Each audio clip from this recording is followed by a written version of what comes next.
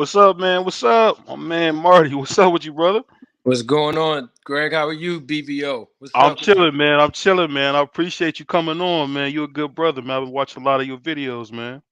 I appreciate it, man. Appreciate it, man. I'm trying to make sure all of the people in the audience and in the community of boxing get the education from a business perspective, and just to provide that education that's never been brought to YouTube.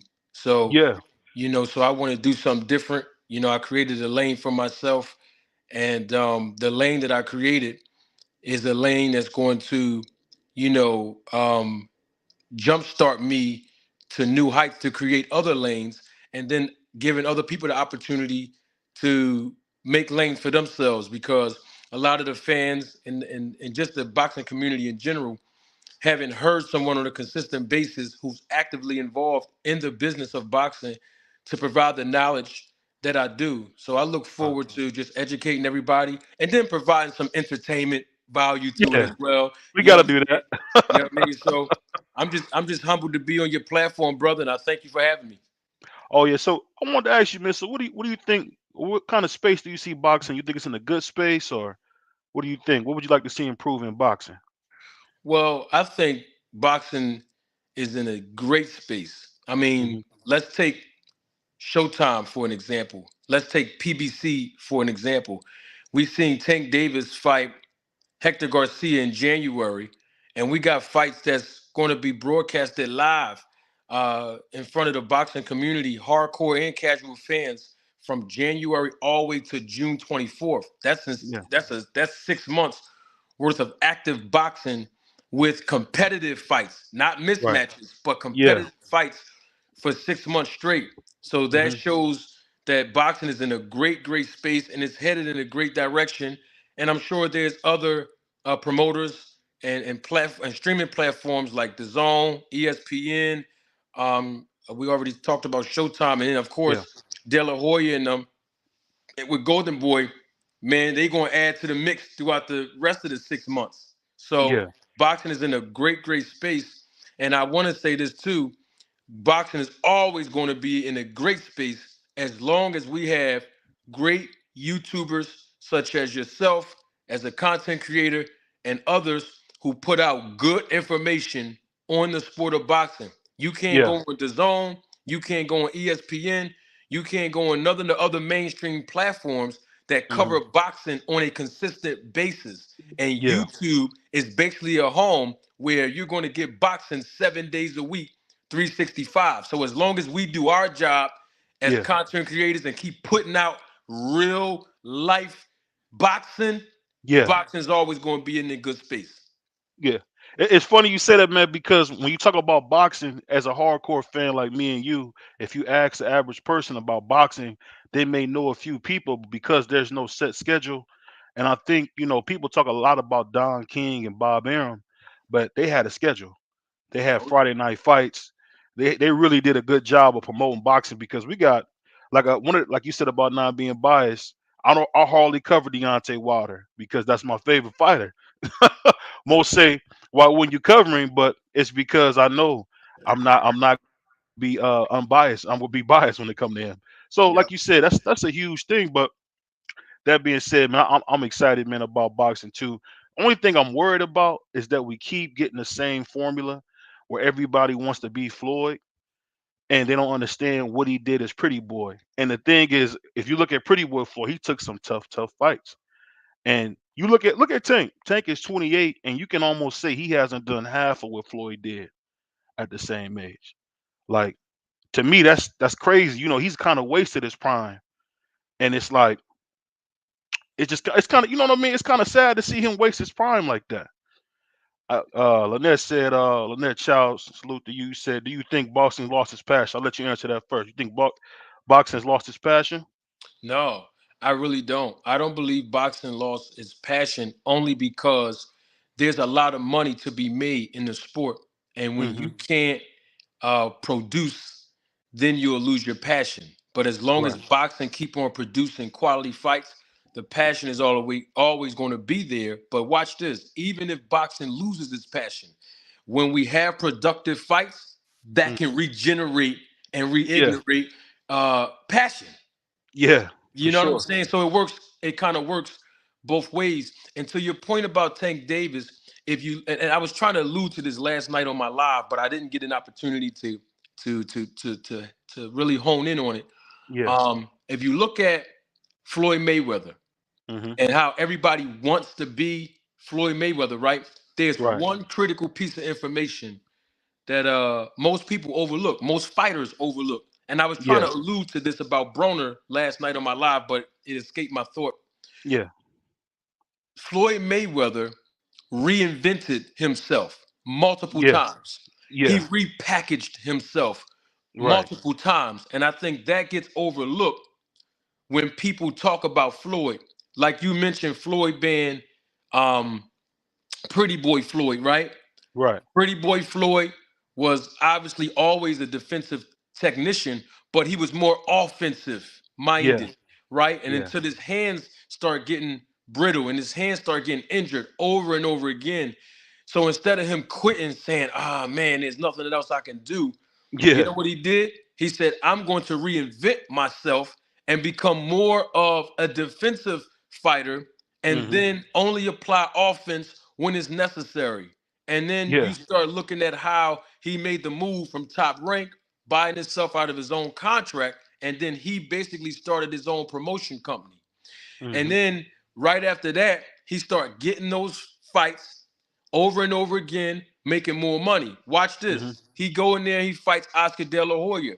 He Right. reinvents himself again. Why? Right. Because he knew that he couldn't carry a promotion with Oscar De La Hoya being the good guy, the American pie, celebrity, and then he be a good guy. So he said, Yeah. you know what? I gotta be the bad guy against Hmm. De La Hoya in the promotion. So he reinvented himself. He repackaged himself as Money Mayweather. So all Hmm. the hate that he was getting for not being as offensive as he used to, he utilized all of that to say, you know what, y'all gonna pay to see me lose. Now I'm gonna be the bad guy, and then guess what? It is what it is. Watch how Yeah. he repackages himself again. He Hmm. turns around. He goes on a hiatus for almost 2 years because he Hmm. wanted to take some time off. Right Right. when he left, he had the real low, very low, close cut, no facial hair. He comes Hmm. back after Marquez calls him out, and guess Hmm. what happened? He comes to the press conference with a fully bald head and a nice goatee. This is him repackaging himself again. And I Yeah. think that if fighters really take a page out of that book from a business standpoint, they're going to Hmm. always find that passion to get back in the ring and produce. Not to Hmm. change subjects, but look at Adrian Broner. He has to learn how to repackage himself and Hmm. reinvent himself. And then once he does that, that passion that he's saying that he has that return to him, it'll Yeah. start it'll start inviting him to be of a more friendly type of fighter in the ring by letting his hands go, and then a Hmm. friendly fighter outside the ring, meaning that he don't deal with all the antics that come with him, so that he can Yeah. gain more appeal to sponsorship and make more money outside the ring. Different Hmm. things like that. You feel what I'm saying? Yeah, I think the thing with Adrian Broner, see, I'm from Cleveland, and Oh, salute to it's yeah, Ohio. it's a small boxing scene, and the thing about AB, you talking about a guy 22 years old with $5-6 million. I think I think people don't understand the power that puts you in, and you know what? I think boxing also too is suffering from a problem with the change of generation, where you got guys who want to take the easy route. Like when you hear about Sugar Shakur, right? Hmm. Sugar Shakur does a lot of talking, but you never hear him be forceful. He does a lot of that. I don't know if you call it. I call it that hood. That hood back and talk. That little hood talk Yeah, where you're trying to sound like you some type of tough guy or killer. yeah. And Tank does that as well. And it's just like people gotta understand that's not what we want to see. We want to see you put a show on. They really. I'm telling you, man, we really missing out on people not putting a good show on for the fans, man. Because I'm telling you, man, the fact that Tank has only been on this flat-footed Mexican tour for his whole career. I mean, come on, man. He's 28, and this is the first time you can really say he's in there with somebody that's a killer.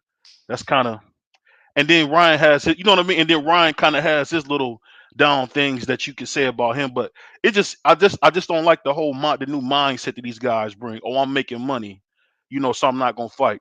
And a good way to bring that full circle is now you hear, I know you heard about Salt Poppy and KSI don't want to fight him. Why? Because he can make more money fighting other guys that are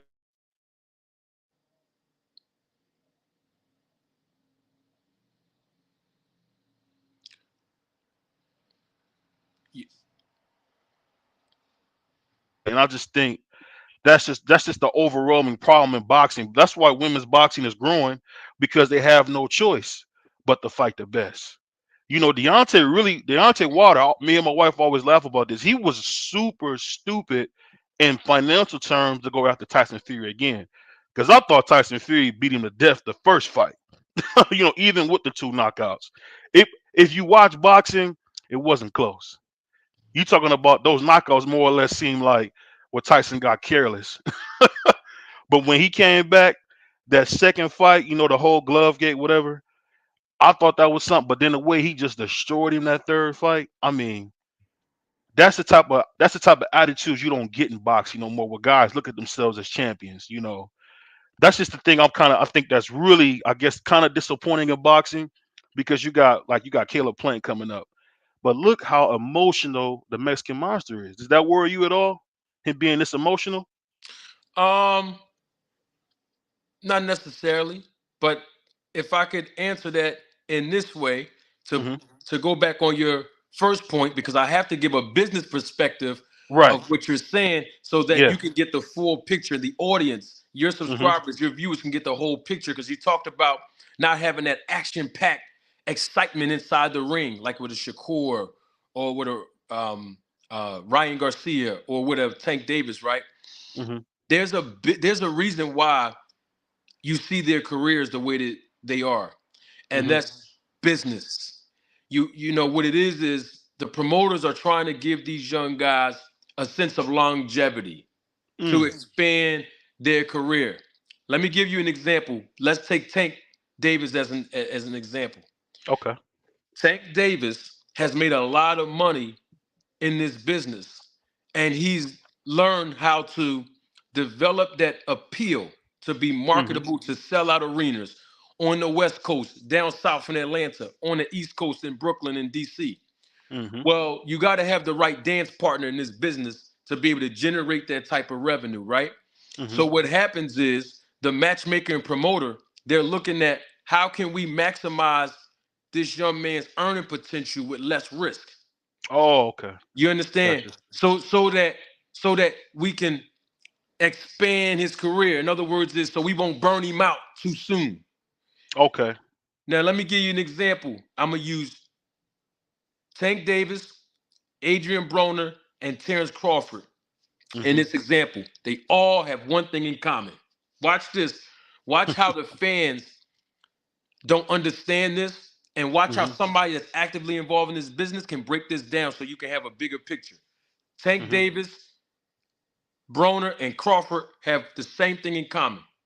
What's They that? do not compete against African American fighters. Look at their resume. Mm. Think about that for a second. Yeah. Why is that? Because this sport is not just, we know it's male dominated, but it's, Yeah. it's dominated by the African American culture, the African Hmm. American community. Hmm. But the sad part about that is, and you know this, being African American like myself, we don't support each other the way we supposed to. Right. So with that being said, these fighters have to find different dance partners from other ethnic groups to bring the Mm. money in.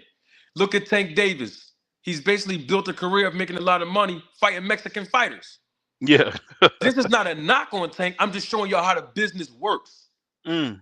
So if you look at the dance partners, you will see, wow, Terrence Crawford, he fought David Ebenezer. We didn't really want to see him fighting, most of us hardcore fans anyway, but Right. he fought a guy that had a country on his back. That was done Yeah. intentionally, right? Yeah. Adrian Broner, when the last time you seen him fight somebody African American besides Taylor and Sean Porter? You see, Yeah. It's been a Gren- while. Adrian Granados, Jesse Vargas. You Hmm. understand? They was trying to match him up with what's that McDonough. kid? Madonna, country on his back. What's the other Yeah. kid? He said he had mental health problems. Um, Figueroa, right? Figueroa, yeah, See, Figueroa. all of this is done intentionally to Hmm. maximize these guys' earning potentials because if they fight somebody who's, let's say, African American, they're not going to get the same monies that they would get if they fight somebody with a country on their back. Who, because you look at people that have countries on their back, let's say Ricky Hatton fought Mayweather. Mayweather didn't have to go over to London to get that money. Ricky Hatton came to America, and guess what? And guess what? Them fans from London did? They came to USA, America, to be able to support Ricky.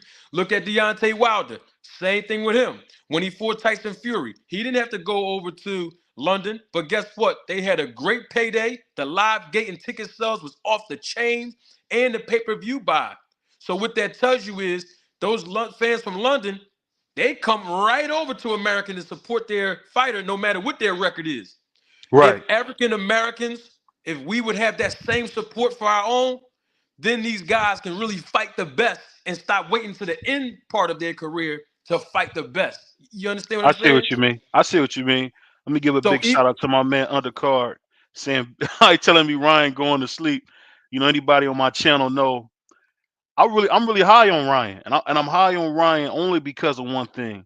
When you got that type of skill and those gifts and you get with a guy like Joe Goosen and you know how great people don't realize how great a trainer Joe Goosen is. I mean, he's not a Futch or Angelo Dundee, but yo, he pretty special, man. He pretty special coach out Joe there. Goosen is one of the best trainers in the game today. Especially the thing I like about Joe Goosen, and it's only like a when I say a tiny bit, I mean it's a tiny bit of trainers that are also teachers. So you can have a trainer trying to coach you through certain things, but then you can actually have those trainers who know how to teach you Yeah. technique, know how to motivate you in the corner, like a Teddy Atlas, a Joe Goosen. He's that guy. Look at the first time I ever seen Joe Goosen was Hmm. when he was training Deontay. Now I'm going back 20 something years ago now. Yeah. When he trained Diego Corrales Yeah, Corrales. Yep. against Jose Luis Castillo in they first fight. Yeah. Woo! That was a war. A war. But That he was a war. said the right things that got into Diego's head that made Yeah. Diego press forward because he's a teacher and a trainer. And he does good with commentary with the headset on too, Joe Goosen. Yeah, he does. He does. Yeah. And see, what I'm looking at Ryan is just like you said. I see what De La Hoya is doing. De La Hoya has been, like you just said, extending his shelf life, Yes. trying to push him out there. And really, Ryan is a bona fide. You don't get on Gatorade commercials unless you a star. That's what people don't understand. You're not on no Gatorade commercials. Although what second, let me shout is my man Undercard said he going to support Cool Boy Steph in Japan. Well, See? get ready. He's going to bed. So that boy, that boy anyway is a monster, man. He's gonna kill that dude. And my man Undercard also said Goosen is a Hall of Fame. Yeah, he definitely going to Hall of Fame. And another one he said was been watching highlights of the fight.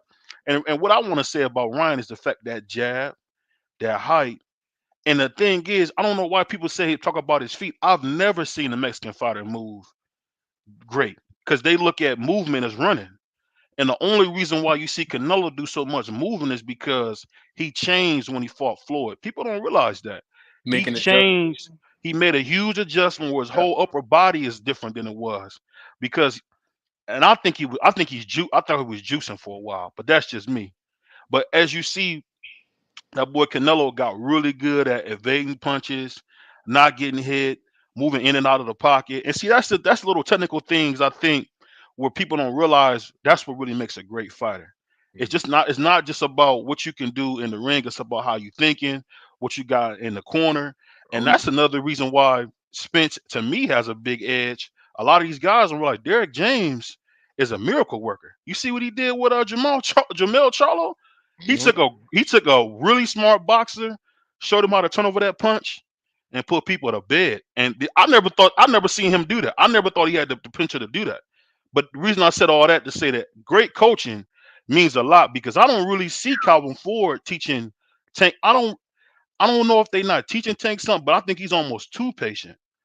I've never seen a guy that patient to where if he was in there with somebody as good as him, I think Tank would get knocked out. because he always seems to fight at the level of the people in front of him instead of rising to the occasion. And I'm telling you, he gonna run into Ryan, and this might be the one fight that he might really get stunned. Because you see how Hector Garcia was hitting him. You can't tell me Ryan gonna get them same shots and he gonna stay up. it's, it's not gonna happen. But another thing I wanted to ask you is this: is Don King's blackball? Is that because he did bad business, or what is that about? I know you know behind the scenes, and I always wondered that. Let me tell you something about Don. And I've never met him personally. I know people that know Don King, but I realized something. At first, I was going off of the media and certain books that was put out on Don, Yeah. documentaries that was put out on Don King, right? And I Hmm. was like, man, he just was robbing all the fighters and this and that. But then I started learning the business for myself. Right. And then I start being active in this business. And I Hmm. want to tell you something. Don King may have told the fighters personally, you gonna get this, and then on paper, it was something different. That's not right. If you tell a man he gonna get paid $1,000, don't shortchange him $800 and pay him 200. That's not right. Yeah. But on paper, Don King did the right thing. And let Yeah. me let me explain that because people are going to get like super mad if I say that without explaining. Yeah. Don King basically was recouping the expenses that he had to put out up front. Mm. Let's say if he loaned a fighter money, he got to get that back on the back end of your purse. Right. Let's say training expenses, Hmm. he got to get that back when he recoup his initial investment. The problem with that is Don King can't do that because those are managerial responsibilities. In other words, Hmm. is Don King was being the promoter and the manager at the same time. So you talking like the But Muhammad Ali Act, right? right, well, Okay. he's the main reason why the Muhammad Ali Act was Yeah. put in place. Not just him, but also Bob Arum. Nobody Hmm. want to talk about that, but I will. Yeah. Why do I say that? Both of them are the reason. Because what they did was they were the promoters and they Hmm. allowed their stepsons. Todd Hmm. DeBuff, who is the president of Top Rank, is Bob Arum's stepson. Yeah. The real Carl, CEO. that's correct. Yeah. Carl King is Don King's stepson. So they Hmm. made their stepsons the manager on paper so that Mm. the commission and the executive directors can see on paper, I'm not the manager. You know what I'm Right. saying? I'm the promoter, but my stepson, he's the manager. But even though we know the promoter Don King and Bob Arum, they're the puppet masters pulling all of the strings. Yeah. So that part was wrong. That's what enacted, the political environment to come into place to start the Muhammad Ali Act to protect the Hmm. fighters, right? But Right. but but here's the thing: if a fighter say that Don King robbed him, I want to ask the fighter one question. Did you know the business? And most of those fighters will say, no, I didn't even know. I wasn't educated on the business. So how can you prove the man robbed you if you didn't know the business? Yeah. Yeah. You understand what I'm That's a saying? good point. So what I would say That's a good is, point. Cause when you hear about, I'm from Cleveland. Anybody that know that's his Muhammad town. Ali know that That's his Don King. hometown now. Hey, anybody that know the real Don King, he's been nothing but a family man. Always done great business. When Muhammad Ali was dead broke, when Herbert Muhammad and went into becoming Top Rank, when they had Top Rank and they were, Mhm. because people don't really, see. This is the funny thing about it. Whenever you talk about Muhammad Ali, he don't get enough credit. He started two promotional companies pretty much that went head to head that he was Yep, responsible for birthing. that's And correct. and when I talk about Don King and Muhammad Ali, the fact that Don King would lend Muhammad Ali almost endless amounts of money, the same thing he did for Mike Tyson. You can't get $100,000 from me every day and say I'm robbing you. You know what I mean? I feel like a lot of the fighters that talk about Don King are spoiled brats that just don't, like you said, don't know the business, man. All that stuff costs. And, The guy recoup. and guess what? Not to cut you off, I'm sorry Go about ahead. that, BV. But I have to put this in there, and you Hmm. can take this to the bank and cash it. Hmm. Everybody that was with Don King, they made Hmm. more money with Don King than Top Rank and anybody else they was signed to. And that go for Sugar Ray Leonard, Ali, and all of those guys. Yeah. Don King is gonna make sure, even if you say, "Damn, I know you're gonna take a couple of dollars off the top," you're gonna make more money with Don than anybody else. That's Hey, facts. I gotta shout out my man other card said shout out to my man Marty, man. Thank you for Salute. stopping by with the chat, giving us some time. And he said I love the knowledge. But see, it's funny you say that, man, because when I see Floyd or I see Al Heyman, they doing so much of what Don King You would know where do. Al Heyman from, right? He's from Cleveland too. All right then. Budweiser too, yeah. All right then. Now, so you That's so why you know. that's what go ahead. I'm listening. No, what I said, that's why when they said he was going broke, I'm like, not Al Heyman. No, No, not Al no. Heyman. And I don't know, see people I don't know if people know about the fact that CBS and Paramount don't have sports. Right. So the fact that they just gave them a bigger bag because PBC and Showtime are one. They the same thing. People probably make it a something, but they're one. And you see all the fights that Showtime and PBC have been putting on, you can tell that big Paramount CBS bag is coming there because they have no sports. They're not gonna get in football because they're not gonna be bigger than ESPN, and they're not gonna get in basketball because ESPN on that. So boxing really has a chance to go to the forefront, I think, when it comes. You talking about this new Paramount Plus deal, which is gonna be great. It's gonna Yeah. be absolutely great. I want your thoughts on that as well, man. What do you think Okay. about that? Let me start with this. A lot of Hmm. people don't know this. CBS actually owns Showtime. Yeah, A lot of people don't know that.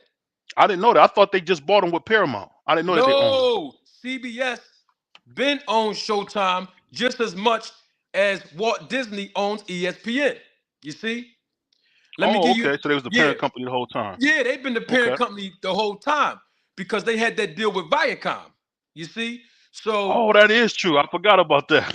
yeah, That so makes sense. see, so people think they just coming out of nowhere, like Paramount Plus is just throwing them a parachute. No, Viacom and CBS was the parent company all of this time. Hmm. Remember when Floyd Mayweather was when he signed that 6 fight deal with Showtime, right? Yeah, Most of his promotion was on CBS. They had him it at the was. college football game, right? Doing that Hmm. little press because CBS owns Showtime. Wow. Yeah, so that's See, why it's no big deal for Steven Espinosa to have to go check right in with the head guy over there at Paramount Plus. They've been in business all this time. It's just a merger, no different than what Metro did with T-Mobile. The only right, difference is that Metro and T-Mobile never had a business relationship prior to. They're not a parent company of Metro. You see what I'm saying? right, But you right. have people on YouTube, content creators and whatnot, saying, "Oh man, Showtime going out of business, PBC going broke, this, that, and the third." Al Heyman, little bit of hating going on with Little that. jabs, yeah. Yeah, a You little little jab. jab. But watch this, they don't understand business Yeah, because yeah. they put the writing on the wall months ago to show you what the blueprint was going to be. And then Hmm. right after that, guess what happened? Showtime released the whole schedule, 6 months worth of fights. Hello, follow the money. Hey, so it's funny you said that. So I'm wondering. I want your opinion from behind the scenes. So I always felt, I actually got to talk to Bernie the Boxers. We actually talked to him through email, and he kind of made it seem as if Errol didn't want to fight. And Uh, I'm wondering why wouldn't Terrence Crawford not take a fight where he could have made at least 30 to 40 million dollars? well, this Probably about 5 million up front and probably about 20 on the back end. I wonder why wouldn't he take a fight like that? well, in my personal opinion, I believe that he did not have the confidence to beat Spence, and I'm gonna tell Hmm. you why. And I'm talking any fighter that's going to listen to this, whether now or later on in life, they Hmm. will admit what I'm about to say is true, and most fans don't know this. There's a certain mentality that fighters develop as they're coming up in the ranks. I'm gonna give Hmm. you an example. If you look at Terrence Bud Crawford's resume, this is not Hmm. a to discredit Crawford, nor is it to discredit the opponents that he faced. Because I respect every man or woman that decides to get inside that ring and compete professionally. So it's Hmm. one of the toughest occupations in this country, in the world, Right. basically, right? But if you look at Crawford's resume, he hasn't fought anyone that was over that B level hump. It's usually Hmm. F, D, C, and maybe one or two B level fighters. What was Gamboa back then? What would you Gam- say he was? Gamboa back then, I think Gamboa. coming off that layoff, Gamboa was special. Yeah. I would say Gamboa was a B-level fighter back Okay. then. Yeah, he's from the Because school of he Cuba. it seemed like when you close your eyes, he would look like an A fighter at times. That's the thing I guess that's hard about Gamboa, especially when he was at the smaller weight class. Oh Like yeah, smaller weight. But I you know think when when he he yeah, fought go ahead. Crawford though, Crawford was the naturally bigger guy, Right. right? Right. And you know, so the thing is, when you look at Crawford's resume, Mhm. he Bob Arum and Top Rank, and I have to give all the credit to the matchmaker, a good guy, Brad Mhm. Goodman. Yeah. He does all the matchmaking over there. He's a Hall of Fame matchmaker. Mhm. They've done a great job with moving Crawford along the way to get him to where he is today. And that is high reward, low risk. That's the nature of the business. Mhm. But what happens is when fighters are on that path of that high reward, low risk, some of Mhm. them get into the mentality that they adopt of I'm so accustomed to fighting lower level competition, the confidence level that I need to have at this level should be Mhm. here. But because I'm used to just going in and being the A side and trashing everybody, I'm going to stay here. You got to Oh. understand, you know, these fighters learn on the job. It's on the job training. So in other words, is Crawford's fighting lower level competition like he's still 12 and 0.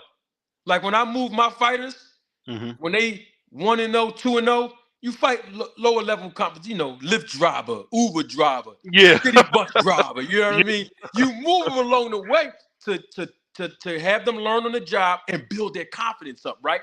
Mhm. But after a while, when you get 18 and 0, 20 and 0, 22 and 0, all right, now it's time. We done build you up to have that D level fighter, C level fighter. Now it's Mhm. time to get you in there with competition, B level, A level. Because when you fight champions, they supposed to be all A level fighters, the champions. Yeah.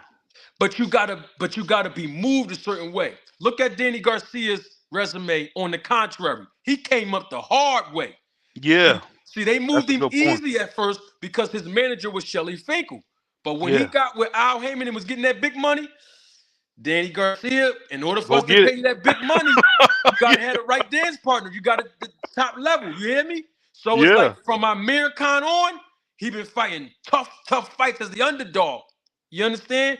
Now watch this comparing Crawford and Broner. Watch how they resume parallel. They Mhm. moved Broner up superstar level. You know, giving him easy fights because he's naturally bigger than these guys at the lower Yeah. weights, right? But now he gets in there with a fighter like a Madonna, and guess what happens to his career? Goes right He down. don't have that longevity. So with what I'm saying about Crawford, with Crawford being so used to having 29, 39 fights with lower level competition, when it's time for him to get in there with somebody like a Maidana in Broner's case, right? Or Mhm. or or or Sean Porter or Errol Spence in Garcia's case, it's like you got your confidence level got to be there. But he's so used to fighting guys he can beat that now he's going to be in there with somebody who's a real monster like that, and it's and Yeah. it's, it's going to be tough mentally for him to Yeah. convince himself I can beat that guy. We got a couple comments. My man, Undercar said they got soccer too, but we ain't watching no soccer, man. We ain't watching no soccer, man. And also, he said Hank Lundy has a better resume, win or lose. I think he may be Facts. talking about Crawford. My man GD, he said that's what happens with Bob and Oscar for the most part, milking the big fight to the point it ends up not happening.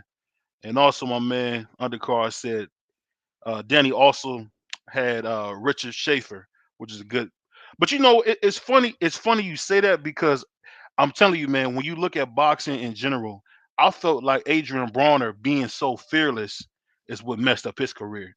Because he beat up Paulie Malignaggi, who wasn't a true welterweight. He was, to me, what he was like a 140, Yeah, 135 type yeah. fighter. Uh-huh. And and what's funny? Isn't it funny how Paulie's skills remind you a lot of Devin Haney? Like skills. I'm not talking about the same. I'm talking about the type of things that they're good at. Ain't Yeah. it funny how they got those same type of skills? But I say that to say this. So then he gets in there with Chico McDonald, who had no business being in there with. And I thought that was really Adrian Bronner's best fight. because Adrian Which Broner one? can throw. When he fought Malinachi? Chico McDonough, no, when Oh, he fought McDonough. Chico McDonough Uh, in a loss, I mean, that fight really until he got knocked out, that fight could have went either other way. Because you think about them big shots, and there was a reason why Chico said, "I'll never fight him again." And when Floyd, and it's funny because Floyd seen that fight, and I believe it's the same thing like he did with Berto. He seen that fight and said, "Okay, now I can beat him. Now I got the book on it." So this is pretty much just how boxing has always been. Huh? It's yes, going to it's be all. Listen, it's always been like that, and you gotta okay. understand something. Let's take Broner and let's take Hmm. Crawford and Right. let's take Wilder. Let's put all three of them in the same pot with this regard. Hmm. Boxing is 85% mental. The rest, 15%, is just physical. It's this. When Hmm. McDonough, when McDonough beat Broner mentally, Hmm. he was done. When Crawford get in the ring with Spence, if he ever does, and he lose, we got to test this part. Let me give you an example. When Wilder faced Fury the second time, Hmm. mentally, he was not the same. And you know that by the stuff he was saying after the fact. He never accepted the defeat, right? That's because I believe this, and I've said this on my channel many a times. Fighters get beat up in the ring, and Hmm. some fighters get beat down in the ring. Mm. And Yeah. mentally is the beatdown part where it's hard for them to recover. Now we still got to see if Wilder will recover, even though he knocked out Hellenius. I was at that fight in Brooklyn. Even though he knocked him out, we still haven't seen if he's mentally recovered from the second and definitely that third fight with Fury. So the Hmm. jury is still out on him. But my point is, fighters have to really compete in their mind to stay focused and recover after a loss, especially when you undefeated and everybody putting you up here. Let's take Mike Tyson for an example.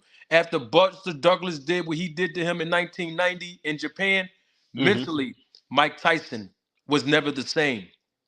So these things happen You when think fight. so? You think so? Because you know when he came out of jail, he became unified champion almost immediately. He he looked like a monster when he came out of That jail. was physically though. Yeah. Remember, that was physically though. That's You see what what I'm that was saying. So that physically. he looked like a monster. You remember how he came out of Yeah. jail, man? But that was physically. But mentally, he was Yeah, he was messed up. never the I same. mean, Okay. not just the fact that he took that big loss in the one basically a fight that he was really supposed to beat. They were just throwing Buster in there so he could just walk him out, walk him Yeah, through the showcase. park. Yeah. Yeah, so that he can fight Evander Holyfield. That was the Right. plan, you Hmm. know. But look at how he had to go through that. He was going through a lot of stuff with Don King, and don't forget now, you know when you got a scandalous evil woman around, that can emotionally tear up a man because he was with that woman, Yeah, that Robin that Givens. lady, Yeah. Robin. I ain't gonna call out her name, but Robin Givens. Yeah. And she was stealing money from him, and her and her Her mother mother. was Yeah, her mother. emotionally playing mind games and manipulating this guy. Man, you know, all that plays a toll mentally. Is what I'm basically Yeah, trying to that's a say. good point. That's a You know good what I point. I mean? forgot So, about that. so what happens is these matchmakers, managers, promoters, we look at that and say, hold up, we don't want to put our fighters in that kind of jeopardy where if they lose and they're going through personal things in their life, it can mess them up mentally and they'll never be able to recover. So that's why they kind of walk it through and do the easy, we call it patent, the record Hmm. really. But we get Yeah. those easy fights in. Because look, back then, you couldn't really pad the records because everybody was great in the 70s and 80s. Right. Everybody Yeah. was good. Yeah. Everybody was nice like that. So it was Yeah. hard to do a tomato can when everybody in the division is nice. You see what I'm saying? So that's Yeah. the difference too, where now it's a lot of boxers who may not be as good, and you have a handful of guys that's like superstars. You see what Hmm. I'm saying? Or got a real fan base. Because you think Real about fan base. boxing, a lot of these guys don't got a fan base. Like Deontay Wilder has one. Of Yeah. course, Canelo. Um, I'll say Tank definitely has a big fan base, and those are Spence. the most hated. Spence, those are the most hated guys. I think for a long time, you alluded to it earlier. It's crazy how Top Rank has made a whole business on in-house fights to where all they do is have showcases. Like I don't want to take away from Sugar Shakur because he did beat Herring and he did beat Valdez, but other than those two fights, man, who did he fight? I mean, it was everybody he fought. It was a apps. I don't even watch anything on Top Rank because it's just like everything's a blowout. Do Is you that know just why it's me? like that? Why is that? So that the promoter can get both people's purses. Hey, listen, if you getting 30% from one fighter and then you put them in there with the same stablemate, you're gonna get 60% of the bag. Think about Oh, that. that's right. That's a good point. So it's basically double dipping. Oh I yeah. see. We But got but another guess what? comment. You going Go I'm ahead. sorry. Go. Oh, it said my man GD said that was the worst birthday, man. Shaking my head. He told me when he turned 8 years old, watching Mike lose a buster the whole time. Mike actually knocked busted out with that 13-second count. Same thing that happened to Wilder when they had. Remember when they had him on the ground and they barely counted that one. And shout out to her. That's my beautiful wife, man. Showing some love. She said shout out to Salute, BBO. Miss And Dudley. Salute, Mrs. Dudley. and said, yeah, give us some boxing fans some good dialogue. But you know what? I think too, us having this conversation is great because what you get so much in boxing is feelings and how people feel. And me and you know in the corporate world, there's no room for your emotions. None. There's no None. room for your emotions. It's really about what you can negotiate. Yeah. Like and that's why I'll be wondering all the time, like, and I want to know if you have any thoughts on this. How in the world did Bob Arum steal top rank from the Black Muslim movement and nothing ever happened? Because Ali had to sell his life rights to make money. How did that happen? Do you know how that happened? Well, Herbert Muhammad made a deal with Bob Arum Okay. with the help of Ali's star power and name. And Okay. that's how they put it together. Because remember, Herbert Muhammad was with Don, learning the business at first, but he Yeah. wanted to do his own thing. Someone But had that it takes hospital fight. Yep. That's a yeah, good point. but it Yep. takes a lot of money to be a promoter, yo. Floyd Mayweather did an interview probably like a year ago or something, and I heard him say you need at least 3 million just for one fighter, just to be able to invest all that money into building a fighter basically from the ground up because it costs a lot of money to promote these fights, y'all. He said So 3 million. he's Sheesh. at minimum, at minimum, because you got to put a lot of money into marketing and building these fighters up, paying for opponents. You got to pay for their flights. You got to pay for their airfare, per diem, the coaches. All of this stuff coming to a budget. So when you Yeah. got somebody like a top rank doing these local cards and putting Shakur in like the Prudential Center in Jersey, they trying to recoup some of that money back. You feel me? Mm. Now watch how I break this down. When they was promoting Crawford, Hmm. how many pay-per-views did Top Rank do in Nebraska? I don't know. Not very many. Wow. It was zero. Zero. Terrence Ball Crawford never did a pay-per-view in his hometown. You want to know why? Because the Why? commission charged so much money to be able Mm. to produce pay-per-view fights. There's some fees that a promoter have to pay, and they're too much. That's why before all of this kicked off with BLK Prime, if some of y'all might remember me saying, if this fight happens in Nebraska, I don't think it's going to be on pay-per-view because they didn't have all their ducks in a row as I was talking to the Nebraska Athletic Commissioner out there. And just to pay the fees associated with promoting, if you don't have that money, that's money up front. Now there's taxes that you got to pay after, like the taxes on each ticket you sell and all that. That's after the fact. Yeah. Streaming, fees and all that after the fact. But there's some monies that have to be paid up front to even host an event in every state in this country. So if you don't have the money as a promoter to put that bread up, Right. it's like let's have it where like Shakur, he gonna sell out in Jersey. They can make a couple dollars back off of their initial investment. You see what I'm Yeah. saying? Let's have it in Omaha, Nebraska, because Crawford has a large fan base there. We can make a couple dollars back, from our initial investments. And that's how this works. You got to be able to put the fighters in the best position to sell the most tickets to maximize the fighters' earning potential, but also the promoters. And that's how this thing works, man. Let me hit my man. GD said facts of what you was saying. Undercard said BVO super emotional. He keeps unsubscribing from me. Hey, he's a goofball, man. I ain't never I unsubscribed. That's think my I seen brother. undercard boxing on my channel, so salute the Yeah, undercard. I'd have gave him a few beatings, man, on here. That's my partner, man. Oh, We okay. Salute undercard. yeah. But it's funny what you said because it's so true, man. I think in boxing, like the whole Anthony Joshua thing, I really can't get mad at Anthony Joshua because he really took the money and really he took some fights he had no business taking. I mean, he didn't have a chance against Usyk. I mean, so it's just I'm just wondering. So did did Eddie Hearn know that when he made that fight that Joshua wasn't gonna beat Usyk, or he just said the money's too great not to take it? Well, he could have known that. He could have thought that he could have beat Usyk, but like you said, brother, it's all about that money. It's all about that money. Joshua has a huge following in London, bro, and you Yeah, got to understand culture too. Culture is important. Like for example, in American culture, if you lose one fight in America, people will be like dogging you out, be like, "Oh man, I knew he ain't have it anyway." But over there in London, over there in the Philippines, over there in Mexico, man, these guys can have 50 losses and they whole country still gonna stand behind them, bro. You see what I'm yes. saying? So that's what they mean with. So that's what Floyd used to say all the time. This guy got a whole country because you know That's what he. what? Did you Yeah, see that? Did you see that fight when Jamel was about to fight Brian Castano that second time, and he started screaming USA? I think that we the only country where they go against our fighters. You know how yeah, many people at work was happy to see Deontay lose? yeah, And I'm talking about the other side. They was yeah. I got so happy to see Deontay lose, man. Like, you. It's an it- American culture thing. yeah, Because we have this thing in America because everything is so free here, right? yeah, What have you done for me lately? We have that mentality as sports fans because we're a capitalist country. Where over in the other countries, they have dictatorship and communism that they deal with over there. So they really, really embrace, their athletes. They embrace their fighters, their boxers. They really put their whole country on their back. When everybody else from other countries come over here, they bring the flag with them. You know yeah, what I mean? They bring music with them. They bring their culture with them. But like if we go over there, we might not bring the flag with us and stuff like that because we're not as patriotic as they are.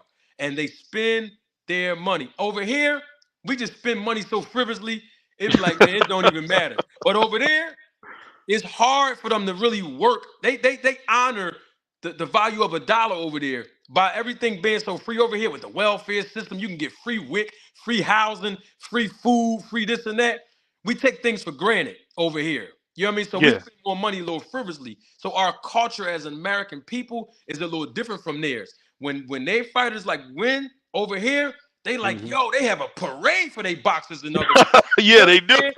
Over here, when you win the championship, it's like go on Instagram and be like, Boom. yo, Wilder won. That's what's up. That's it. That's all you're gonna get. You know? Hey, we got another comment real quick. My man Undercard said he's everywhere, which is true. My man Undercard, he's like an Indian guy. He's well trained. He's well traveled. And then he said, Eddie Hearn, oh Joshua, his life, he would sign up for that. And then my man GD said, preach. I think the funny thing though about the zone and Eddie Hearn, it's funny because when I think about the way that he built Anthony Joshua using Showtime, people forget he used Showtime to Yep. build Joshua.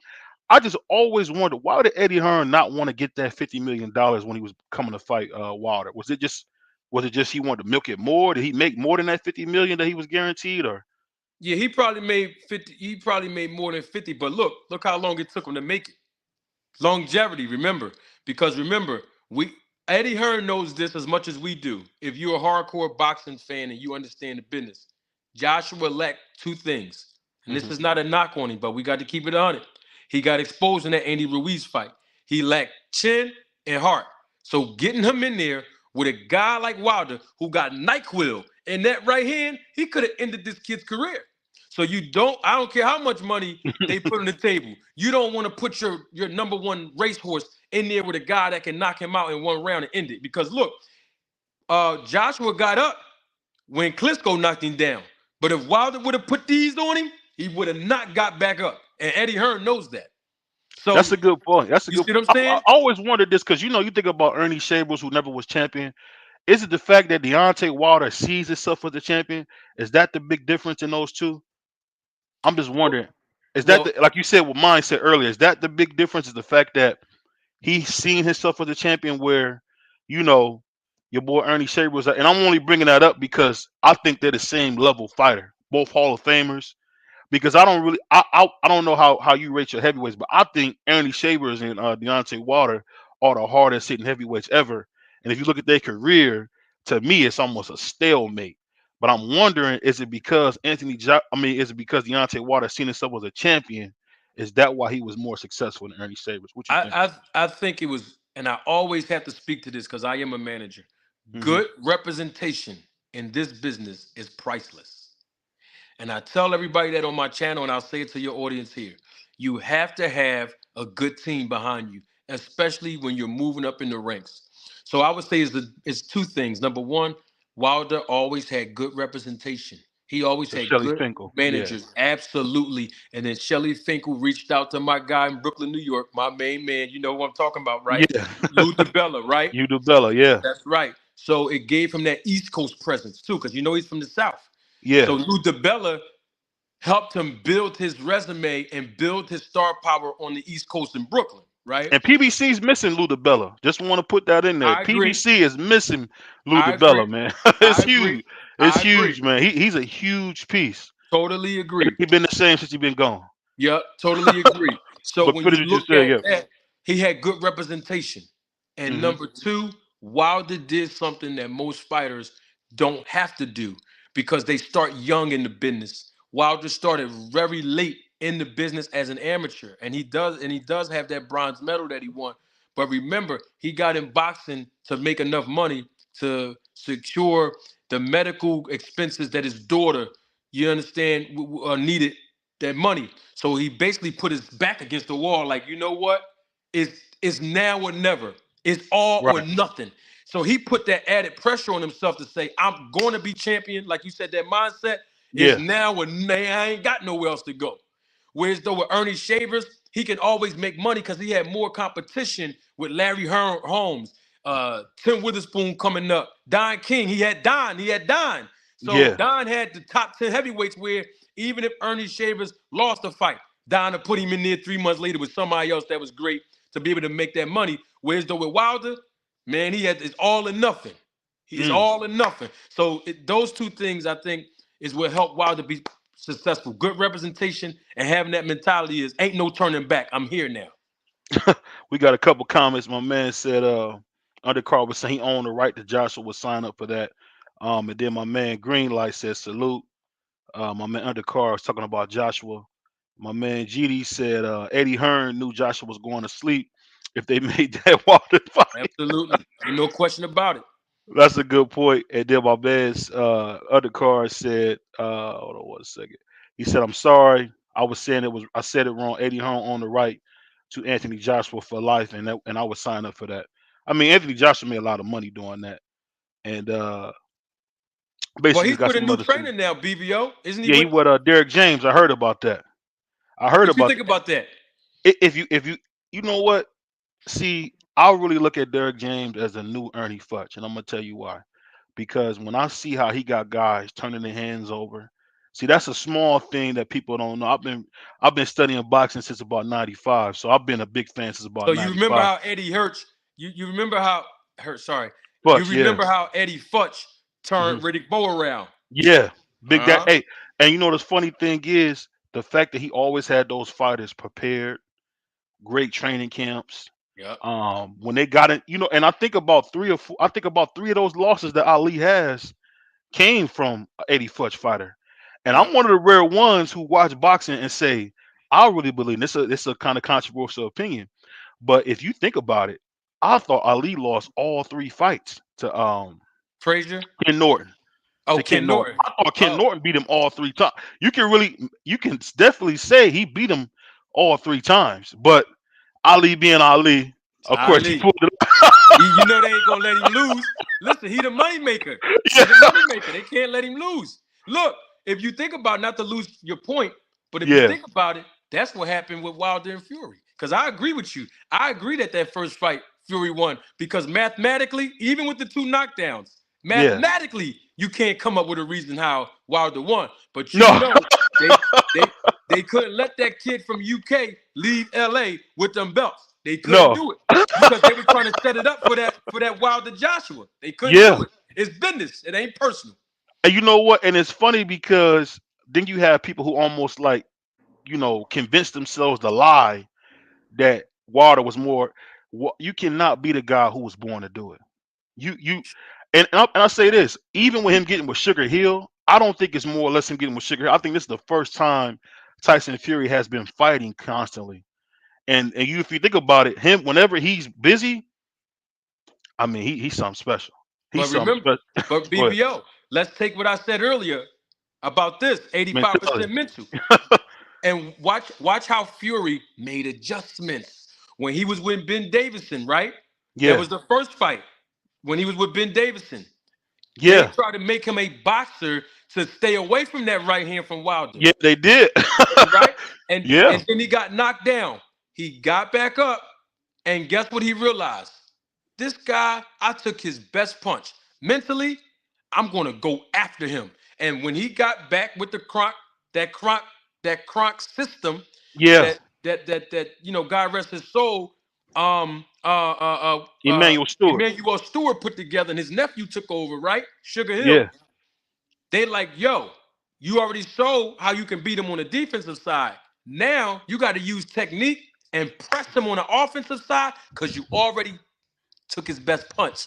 And that's exactly what happened in the second and third fight. It's all about making adjustments, but it's going back to what you said about having the right coaches and having the right mindset and mentality in these type of fights, man. We got a couple more comments. My man said Eddie Hearn knew Josh was going to sleep. And Facts. shout out to my man Green, like one of my favorite people on YouTube. This is a good brother, right? He said smash the like button. Let's get my brother some more followers.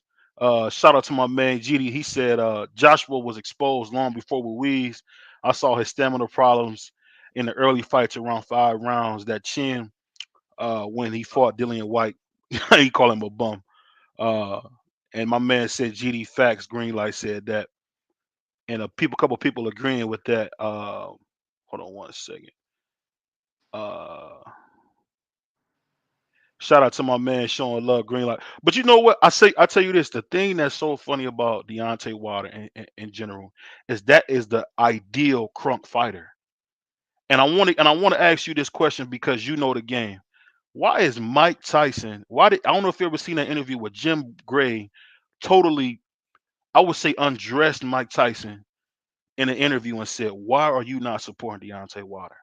What is the issue? Because this guy's an undefeated world champion. Why are you not supporting him? Is it that is it that Mike is don't support black fighters, or is it just his ego? Because he gave David Benavidez all that free press with that Mexican monster name, and he's running with that. But you and it's funny how Lennox Lewis would go out there and show Deontay Wilder something, but not Mike Arn. Can you imagine what Arn Mike Tyson would look like with Deontay Wilder when he was undefeated? You see what I'm saying? I'm wondering why don't our great champions be there? Like why is Floyd not more involved with Devin Haney? Is that all business that they don't just come out and show love like the other guys used to do? It could be a combination of everything. But Hmm. let's take Mike Tyson for an example. I Right. don't I don't know if his whole thing is he got a beef with Wilder or not. I can't say that yes or no. But I Hmm. would say is more so just put this in perspective too. Mike Tyson is an old school fighter, right? Mike Tyson, I know everybody remembers Tyson for just going in there like Deontay, just annihilating people and knocking people out. But Mike Tyson is from the school of technique. Customato, Teddy Atlas, and those guys, and Kevin Rooney, they taught Mike Tyson technique. So in Mike Tyson's mind, he might not look at somebody like a Wilder as somebody that can carry the throne like he did because Wilder lacks a lot of technique. So you know Mm. how old heads they used to their way and they can't Yeah. let their way go. It could be that. Like I'm used to this. You gotta have technique when you throw that jab more. You gotta set the punches up. Don't just go in there swinging because it was technique. Mike Tyson had a lot of head moving, right? Bobbing and weaving, getting up under those shots, going to the body, and then coming up with the uppercut. Wilder don't go to the body. So it could be some of those things where Tyson in his mind is saying, I only know one way is having the fundamentals and technique, and I don't see that in Wilder to carry the heavyweight championship like Ali, technique, George Foreman, technique, Larry Holmes, technique, the guys that carried that world title before Tyson and him coming up under them, it was all about, Will Ali be considered technique because oh yes, I think his speed made up for a lot of his shortcomings yeah, but technique. defensively. Defensively. Now defensively, but look, a lot of people don't. Watch what Floyd Mayweather do. Hmm. Mayweather has mastered the pull counter. Yeah, Ali, Ali started the that was his pull best counter, punch. right? The pull counter, bang, and then get up under the shot, right? Hmm. Ali, that's a technique. Mm. Cutting the ring off, technique. Being able to use your shoulders and forearms on the ropes, the rope a dope. Those are techniques.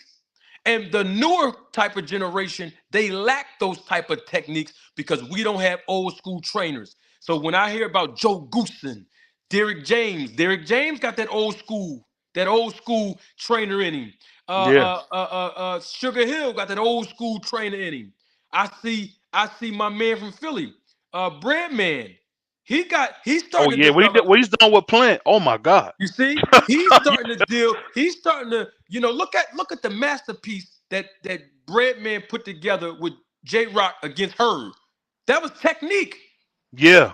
Beat that big guy, that big strong puncher on the inside. And I actually think that Caleb Plant got a chance if they follow that same method that they did against Herb, because Benavidez like to catch you at the end of his shots, and he uses his reach. But guess what? Benavidez has like a lot of technical flaws. He really do. But I know that people don't want to hear that because they want to see knockouts. But you got to have technique and fundamentals to be able to shut those shots up. So my point is, back to your question, Tyson might be thinking about that old school way of only what he knows. And then you see Lennox Lewis, technique. But Lennox Lewis understand that when he saw Wilder coming through the amateurs, remember, he was the one, and I can show you a YouTube video where he was teaching Wilder how to turn that left hand over, throwing jabs accurately. You ever see Yeah. that? You Yeah. I ever see seen that? that when he was in the parking lot. When they When was he in was the in the parking parking lot, lot. Yeah. he was teaching them technique of how to set up that right hand instead of just going with the right hand first. So when I look at these old school guys, I look at it as an old head on a block, an old head Yeah. at the job that put 30 years in on the job. They're so accustomed to their way. So when a new guy coming along and they doing different things, like using different methods to make it work, they may have a little issue with it. But I don't think Yeah. he's hating on Wilder. But I wouldn't know though. He probably is. I don't know. But just to piggyback on what you said, Rawder's a lot like Rocky Marciano as Oh far yeah, as he found out how to deliver that right hand. And see, the thing about it is, I go back with the boxing. If you think about it, Rocky Marciano was the exact same. The difference was he learned how to throw that right hand way more fluent than Wilder ever could. But he was a smaller man too. yeah. I had a question for you since you say you're a Wilder fan Yeah, and you know coaching. That's yeah. one thing I like about you. So what's your take on Wilder besides the controversy? Just as from a technical perspective, from a trainer's, what what was your take on when Wilder fired the guy who had a great jab, a former Mark world Breland, the champion? great There Mark you go. Breland, There gold we go. medalist, the That, gold medal. there you See, go. you forget about how good Mark, because he got his speech then slurred, but that was a bad mofo back in his day, man. Yes, sir. So what you When, think about him letting him go from the team? when he did that, that was just see, water sometimes drinks too much from that entitlement well. And if you s- and if and, you, and I say why do I say that is because he really looks at himself as a champion, but he sees himself as a king. And at the end of the day, whenever you a king, that's a bad space to be in because no one can tell you the truth without you being offended. And you look at Deontay Wilder having JDs, he is just showing you more and more how when you got nothing but yes men around you, you really can derail a career. Because think about Wilder. Wilder won a bronze medal with almost he had the least experience on that team. Yes, he did. He Yes, he won a did. bronze medal and he never ever listened to Mark Breland like he should have because he had JDs. And look at him now getting Malik Scott. To me, as great as Malik Scott is as a mind, like you said it best, I think again that feeds into that king mentality that he has, and that's kind of what's held him back because the great Lennox Lewis went through a lot of trainers. Yep. AJ, people talk about Anthony Joshua. He went through a lot of training. You have to get with somebody that's willing to tell you the truth. Robert Garcia told AJ some truths, and you seen a huge difference in him. Derek James is going to tell him some truth. Derek James in the middle of the ring, what he tell Errol Smith after his biggest win? You got to get back in the lab and stay focused. Yep. Because you watch Derek James, he always looked pissed off like you didn't do what I told you to do when he got in there. Yep. But we got a couple comments real quick. My man Green Light, he said, I posted you live on Facebook. See if we can get some more people on here. Shout out to my man Greenlight, one of my favorite people. Undercard said, "Thanks for the support. I appreciate that." Um, Always, that's my dude.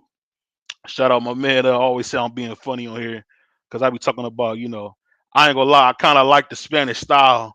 So sometimes when I see a fighter, I'm gonna call it out. I don't go off race. I go off what do I see. Right. And Yeah. I think too many times, in boxing, it shouldn't always be tribalism. It shouldn't be, oh, he's a black fighter, Yeah. It I can't be gotta that. go for him. Because me and you know, we remember how De La Hoya was. You can't say nobody black, white, Mexican wasn't a De La Hoya fan. Like Canelo's not even half as big Yeah. as the Golden Boy was. You know what I mean? So Was big, man. that just Huge. gives you an example of how, like, there's a reason why Floyd fought him. Oh yeah. Well, we got a few more. He said, "Are you calling the fight tonight, BVO?" Yeah, I'm gonna be calling that USC fight, that Big John Bones. He said, "I heard they was talking about Wilder 4. I don't want to see Wilder 4. I don't want to see Nah. Wilder get killed. He's gonna get killed. That's a bad fight." Also, my man said, "Blessings, my man, LDTV. Y'all better not sleep on Plant. Yeah, Plant might win that fight." Floyd, he said, my man Undercard said Floyd helped train Devin Haney. Hmm. But the thing is, if the old man was up to it, I think Devin Haney would be a dynamo if the old man could train him. Because I've seen Floyd Mayweather Sr. take a old Oscar De La Hoya, and you remember what he did? He almost repackaged him, Yeah. and he came out as like you just said it earlier. He came out as a different fighter. He was quicker, defensive, more defensive than ever. But But you you got know what's gonna happen. You know what's it's that? hard. You know it's hard. How can I say this? It's that father son dynamic.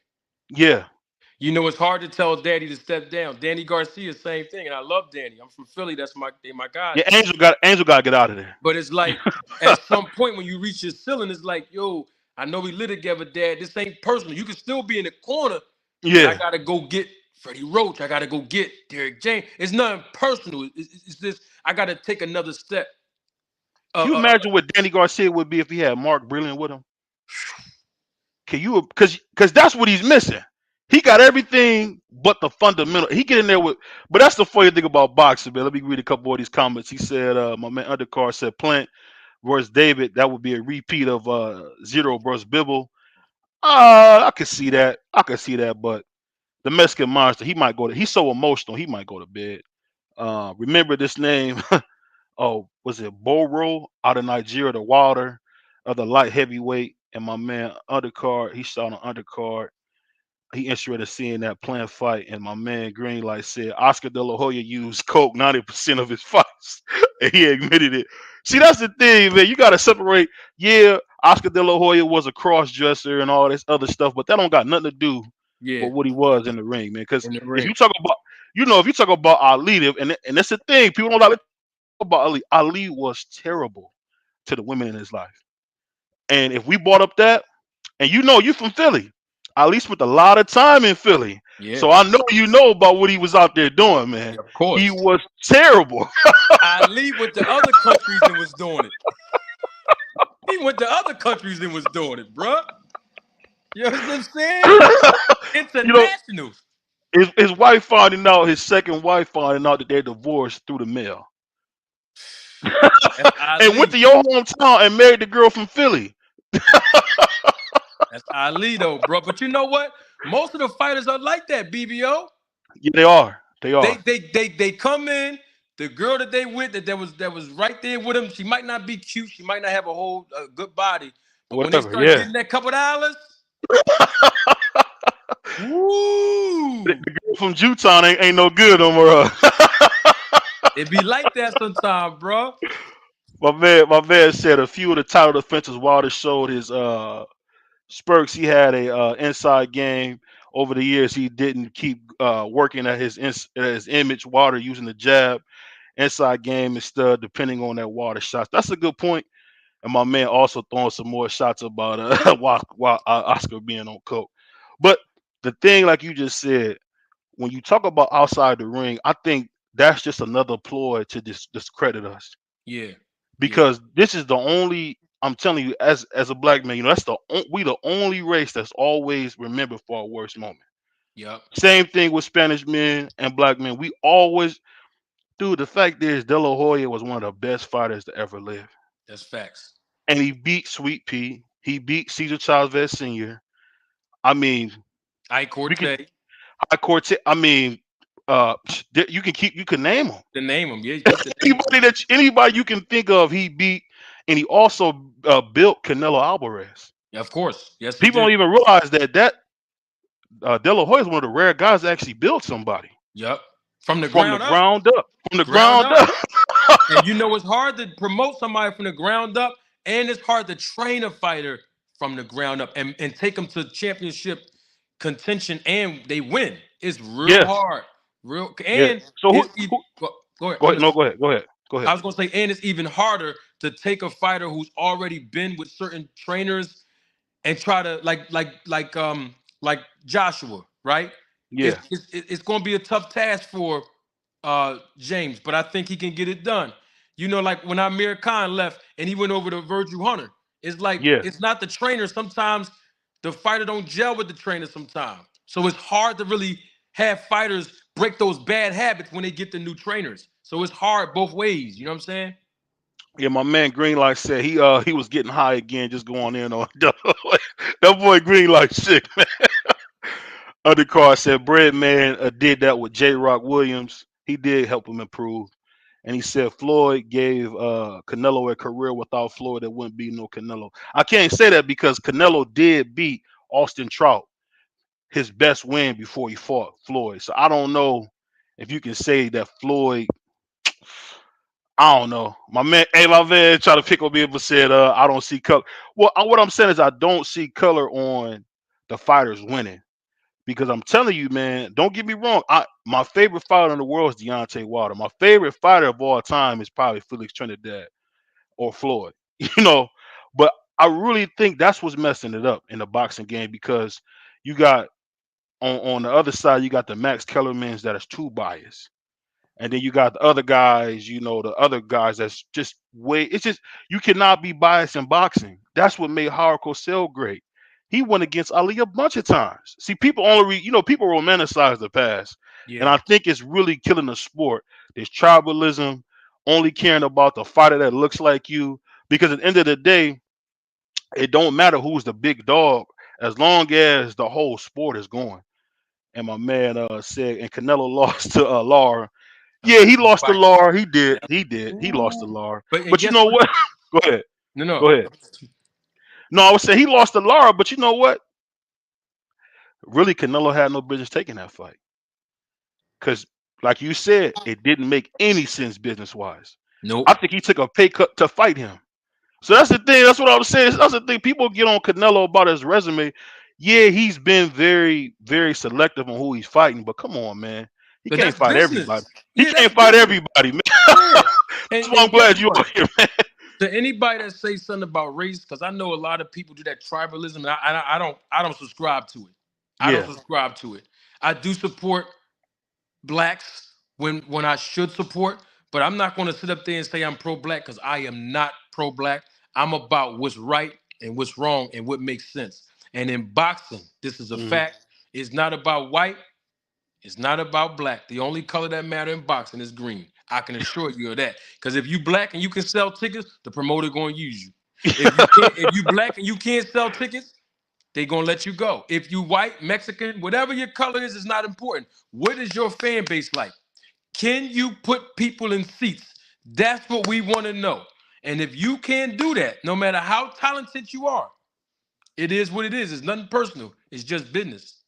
Quick question, man, because I know we running on the time. I know you got to get out of here, but let me ask you this: so, where is all this Roy Jones, the best fighter we've seen in 20 years, coming with Jerron Ennis? Where is this talk coming from? Because what I've seen in the ring is a guy who hasn't been as active as he could be. And when he fought Kieran, who didn't come to fight, I really can say it shows you that he kind of went out of character. Did you see how he was screaming at the crowd? Pretty much threw a temper tantrum, just like Anthony Joshua did. And I'm wondering why didn't nobody call that out about Jerron Ennis? Is Jerron Ennis, is he as good as they say, or is this just another guy they saying he's the man until we get him into a real fight? I want your thoughts on that. Well, people might say I'm biased because I am from Philly, Yeah, and I that's can why I asked you. and I can walk in the gym and talk to everybody that's in that gym on a regular on a just a regular conversation. But I will say this: Jerron Boots and his he is the real deal, for real, for real. He is a special fighter. However, when you have people around you, this is not talking about nobody in particular. When Hmm. you have people around you sometimes that might not want to pull your coattail and say, bro, you could have. I don't know if his, and I'm sure his dad might have corrected those things, and I'm sure they're making adjustments in that gym. But like you said, when you have certain people around you, like you talked about Wilder, Hmm. sometimes you just gotta have people around you to be like, yo, because think about it. Everybody that did an interview on Boots fighting Karen, Hmm. Hmm. they was making excuses like Karen was doing something wrong. Like, no, He never fought like that before. I will say that he never in his career fought like that before. right. But remember, he had the dance partner to make him make adjustments. Like, I can't go in there and bang for bang with Boots like I was doing everybody else. I got to dip and dodge and show defense. Because think about it. Nobody expected Karen to do that. They expected him to fight like he'd been doing all his other fights. You know what I'm saying? They didn't expect him to. They're like, wow, this kid got good. But it's all about making adjustments, though. You got Hmm. to be able to make adjustments in the ring. And we didn't see Boots make a lot of adjustments in the ring because he wasn't faced with that type of style. Because, he's always walking guys down. So you got to learn how to cut the ring off and work on that in the gym. Even though Boots is special, he's still learning on the job. So we Yeah. shouldn't be too hard on Boots all because of that one fight. He's still up and coming. These guys that's up and coming, they're learning on the job, man. Look, So, but he so he never 28 had. fights don't mean. I just want to. I'm sorry, I gotta Come on, ask come on, this. talk to me. Come When on. we say 28 fights, me and you know that's not up and coming. When we talking about 28 fights. Well, I'm talking about from experience with the rounds he did. See, Okay. you can have 28 fights and never Hmm. went past 6 rounds. So that means your Okay. experience is reduced. You understand what I'm Hmm. saying? Because you're just running through everybody. Like look at Mike Tyson. When Mike, when he was coming up, look, he had 20, 30 fights professionally because he was just walking through. He never went 7, 8, 9 rounds. So he gets in there with a guy like a Buster Douglas. You got to fight the whole 12 and they take you into deep waters. Whoa, like let's take Deontay Wilder. He went in there, ain't never had to do 12 rounds. He get in there with Bermain Stavern the first time. He had to walk that whole 12 out. Yeah, he did. He had to walk that 12 out. He was a little gassed. He had to walk that whole He was 12 super out. gassed. You were. You see what I'm saying? So I you. don't look at just the amount of fights you got on your record. I want to see how many rounds you do. So this is what managers, matchmakers, and promoters, this is what we look at when we go on BoxRec and we watch a fighter's resume. We looking at how many rounds. Even the commission. I'm telling the secret here, but it's true. The commission, when they approve bouts, they got to look at how many rounds that each fighter that's in that ring together as opposition, they got to see how many rounds of experience that they have to make sure it's as even as a match as possible.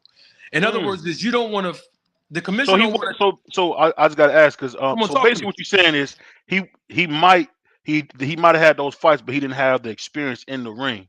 Yes, yes, sir. Okay. You might have 28 professional fights, but you never had to go 12 rounds. The most rounds you might have went was 5 rounds. Well, that's not a lot of experience because So now the was he champ. rattled? Was he rattled in that fight? Because I really seen him not listening to the corner. No, Um, I and think then he he was was. standing up. What was he standing up for? What is that? I think I'm gonna tell you what I think it was. Yeah. I think Boots had a lot of pressure on his shoulders. He may have put that pressure on his shoulders himself because he's in DC now, So he fighting home. so you almost home. That's pretty much home. Philly That's right home. around the corner. Yeah. Yeah. So he's pretty Yeah. much home. He got most people from Philly, including a big star like a Meek Mill. These guys that came out there to see him. You on your first pay-per-view. You ain't got the headlining. Just being the co-main event is good enough. Right. For your first time, most people in their first time doing pay-per-view, they in the first fight. They not in the fight Co-main before. event. Okay. Yeah, you see what I'm So the saying? pressure was there. Okay. So what I think is with that added pressure, he went in there like, I gotta beat the Boots, just knock this guy out, knock this guy out. That's what everybody want to see. And then once he get past 6 rounds, remember I told you about the rounds of experience. He get past 6 rounds, he's like, yo, this guy's still here, and I can't catch him. So it started frustrating him more. And I think that's when he stopped listening to his dad, because at that point, he like, man, I gotta just do what I gotta do to just finish at this point because the guy's not engaging back. So I think he put a lot of pressure on himself, and that can hurt a fight, especially when you home like that and you fighting Hmm. a guy that you can't catch. Because everybody at home thinking, oh, we know what's gonna happen. This Boots, He gonna he kill gonna this knock, kid. yeah, he gonna knock him out within 4 rounds.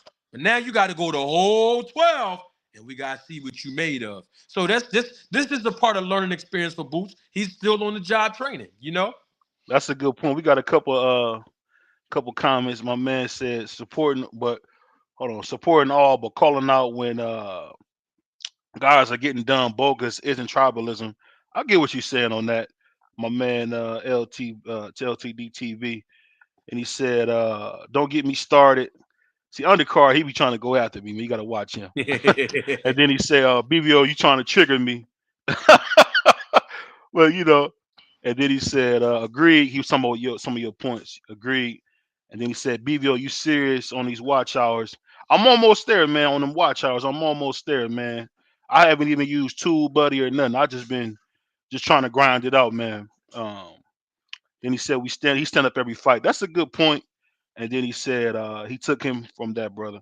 But I'll tell you this: I say the thing is that get me with Boots is this one. I see all the time.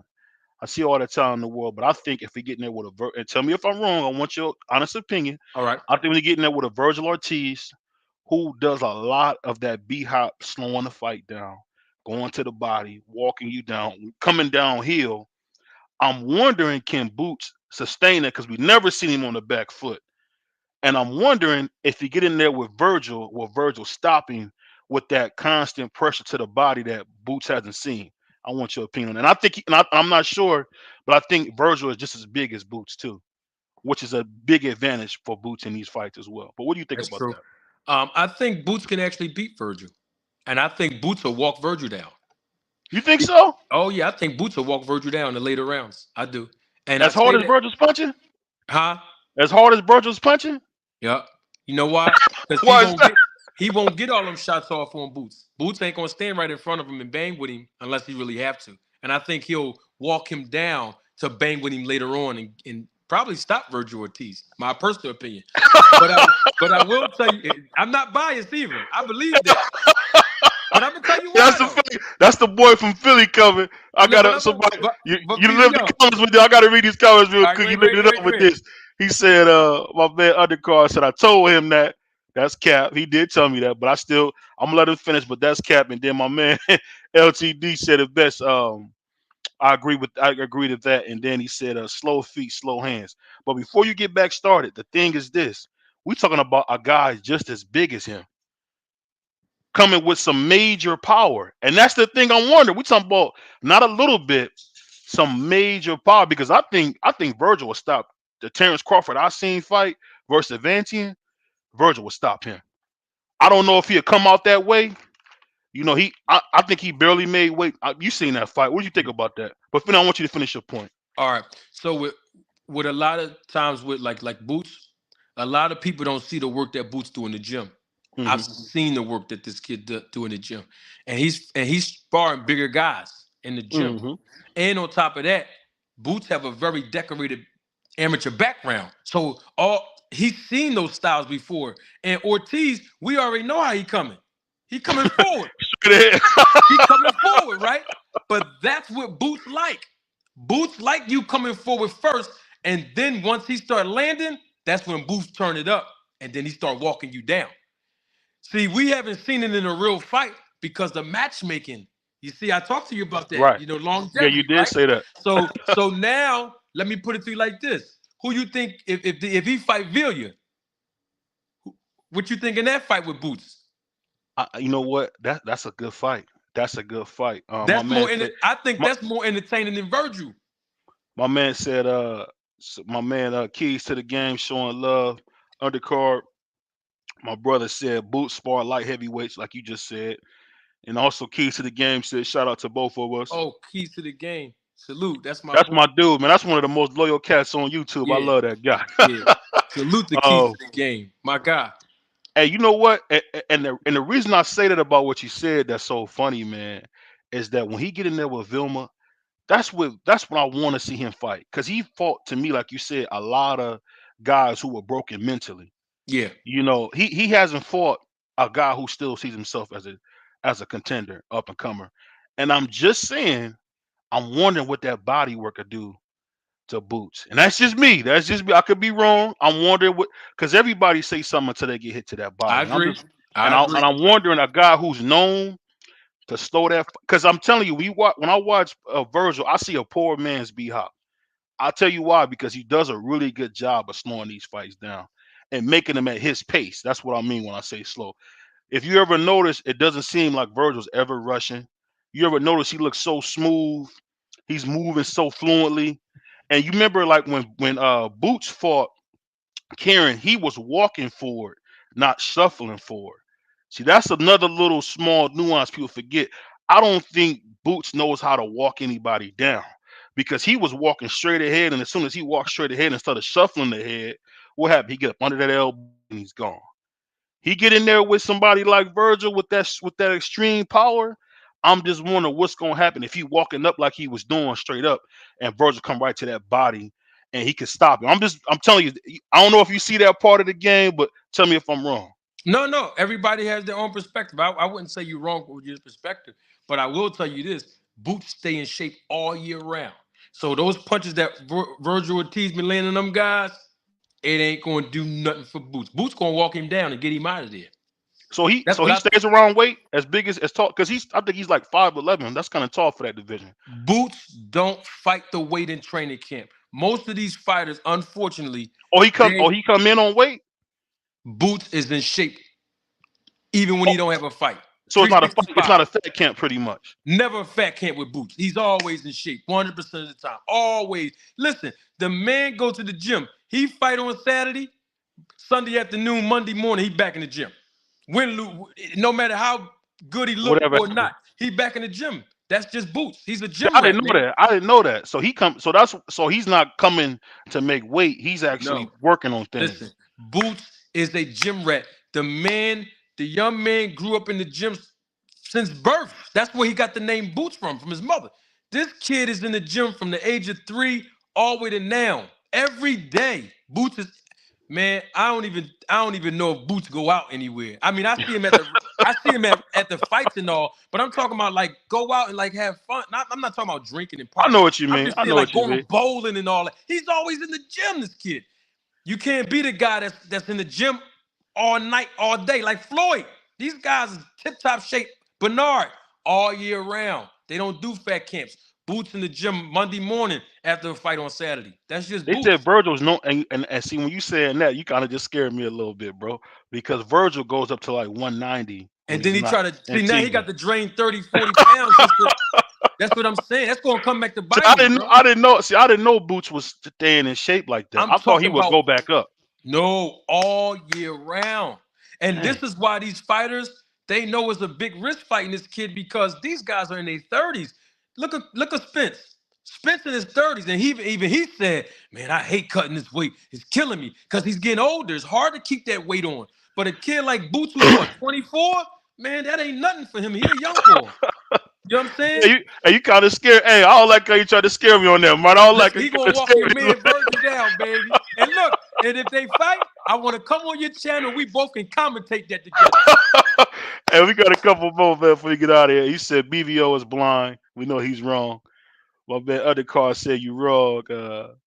My man said Styles make fights. Boots walked ahead because Karen had no power. Ortiz has more power. Boots will certainly use Oh smart yes, aggression. I agree with that totally. And he says always in shape, always ready to fight. And see, the reason that's so shocking is because Errol Spence. I mean, another one of my favorites, Roberto Duran. People forget Roberto Duran was 190 pounds when he fought Sugar Ray Leonard that second time. That second fight, And I think he lost that weight in a month. he had to drain that weight. so, so But that's why. I didn't But realize he was that. I didn't realize Virgil was. I but mean, Boots was standing in shape like that. That's but kind of look, scary. but that's why Sugar Ray and them try to make sure he came down. Look at what Floyd did. He did the same thing to Canelo. Oh, I fight Canelo. Meet me at a catch weight. Come on down, Canelo. Because look at that weigh-in again. Look how drained Canelo looked at He that looked weigh-in. We huge in the saw it. fight. He looked huge in that fight. That's That's for because sure. he rehydrated the next day. You see? Yeah, So when fighters make weight the night before the fight, they make the weight, and then within 24 hours, their bodies rehydrate. That's why they look so big when they get in the ring. That's what's going to happen with Benavidez when he fight Plant. Watch how big Benavidez look to Plant because he's the naturally bigger guy. You understand what I'm saying? So when you got a guy like that, bring him down. Make him go to fat camp. You understand? Make him go to fat camp. Yeah, because when he get in the ring and he rehydrate, it slows him down. It slows him yeah. down. That's what's gonna That happen to Virgil if he don't stay on course with the weight, even if he don't fight Boots, he got to stay course with he's the weight. notorious for that though. Look at Bird, Broner. Broner is notorious for that too, getting out of shape, and then he try to burn all that weight. You got to stay in shape all year round in this business, man. It's hard to drain that weight because you fighting the weight in camp instead of working on technique. You see what I'm saying? yeah, you're right about that. And I think the thing I didn't realize that Boots was in shape like that because most guys at that same and see when you said that, for me being a long time boxing fan, that makes sense. Man, That's kind of scary. That's scary. I can call Mr. Bosey, his dad, right now, and I can assure you that they might be home chilling right now, about to watch the fight or just relaxing. I Yeah, bet you Boots was in the gym today. I called his dad and found out. I bet you the kid was in the gym today. He that's don't know crazy, when he man. got a fight coming up, but he in the gym now. They said he might got a fight in June, but look, it's March. He in the gym anyway. That's how See, he is, bro. that's different, man. Because when you're talking about guys staying in shape year round, Floyd was humble enough to do that, man. Not many guys do that, man. But all I can say is, man, I appreciate you coming on, man. I know you're a Oh busy man, brother, man. Thank anytime, you brother. so much, man. I I know I appreciate you, man. said 8 o'clock, but I wanted to give you some more time, Yeah, and I'll just you know I appreciate you, man. I hope I could be on your show, whatever you need, man. You're a good brother, man. anytime.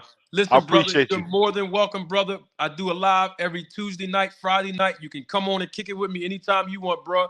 Anytime you want me to come back, I'm gonna send you my phone number too, because I think I caught your email last. I'll Yeah, send you my numbers. You call me anytime, email me anytime. I come back on the channel. I had a good time, man. So much me fun, too, brother. man. Hey, much love, man. You take care, man. Support, man. Thank you, man. Salute to your viewers, man. All right, you take care. Peace. All right, you got it.